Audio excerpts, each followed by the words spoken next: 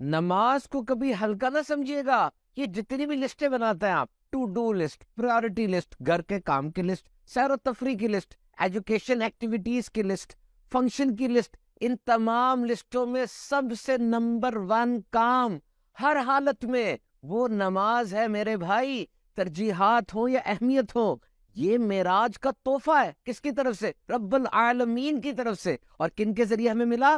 پیارے آقا صلی اللہ تعالی علیہ وسلم کے ذریعے. اور قرآن مجید جو سب سے اوتھینٹک اور کریڈیبل ٹیکسٹ ہے، کس کس انداز سے ذکر آیا، تو یہ ایک ہائیلی سپروائزڈ ایکٹیویٹی لگتی ہے. اب دیکھیے ہر اینگل سے اس کو کور کیا گیا. نماز کے اوقات، قیامت کے روز اس کا حساب کتاب، کس انداز سے اس کو پڑھنا ہے، رکوع و سجود، خشوع و خضوع یعنی فزیکل اور مینٹل اٹینشن، اس کی تاکید، وسطی نماز اثر کی اہمیت، پڑھنے کے فوائد، نہ پڑھنے کی وعیدیں. So it's a highly supervised activity جو کہ اس کی اہمیت اور امپورٹنس کا ہم کو سمجھاتی ہے. اور سب سے اہم بات، نماز کا امپیکٹ ہمیں بتایا گیا کہ انفرادی اور اجتماعی زندگی میں اس عبادت کا آپ پہ کیا اثر ہوگا. جو ارشاد ہوا کہ نماز بے حیائی اور برے کاموں سے روکتی ہے.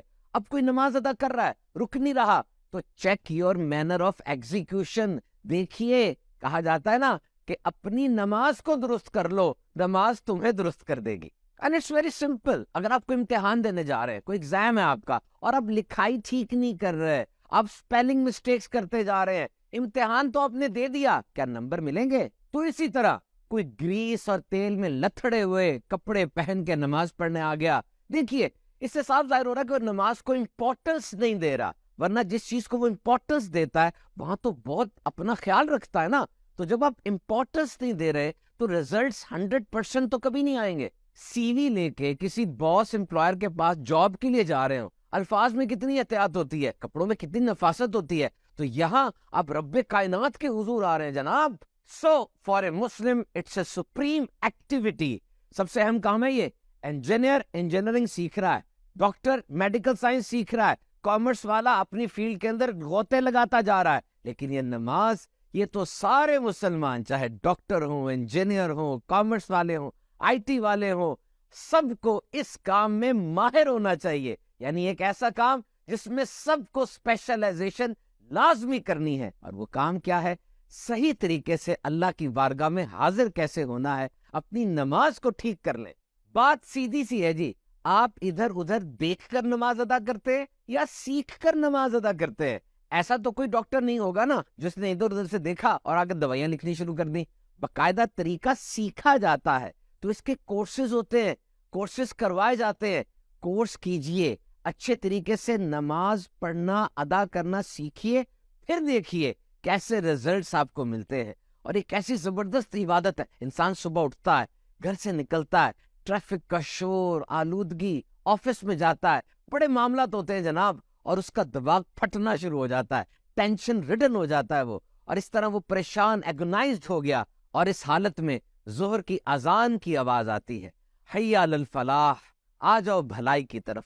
مطلب اسے پکارا جا رہا ہے کہ اس بزی روٹین میں، اس ٹینشن ریڈن ماحول سے نکلو اور آ جاؤ ہماری بارگاہ میں. انسان جاتا ہے اور جا کر پہلے وضو کرتا ہے. وضو کر کے جب اللہ اکبر کہنے کے لیے ہاتھ اٹھاتا ہے، سمجھ لیں اس کا موڈ تبدیل ہو گیا. جس طرح آپ کے موبائل کے موڈ ہوتے ہیں، general mode, silent mode, flight mode, تو انسان کا اب موڈ بدل گیا. اب وہ باتیں نہیں کرے گا، کسی کے سلام کا جواب بھی نہیں دینا.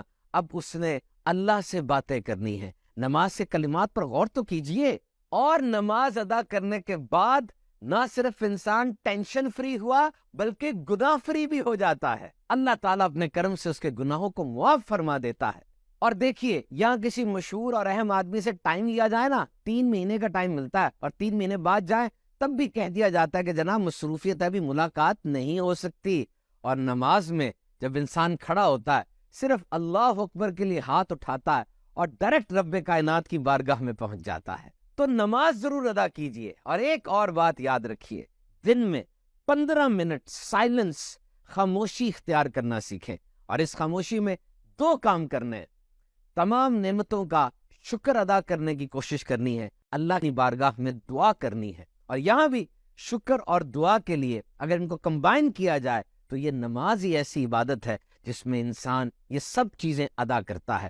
تو اپنی نماز پہ توجہ دیجئے، کیونکہ نماز مومن کی معراج ہے اور دین کا ستون ہے، اور ستون کے بغیر عمارت کھڑی نہیں رہ پاتی.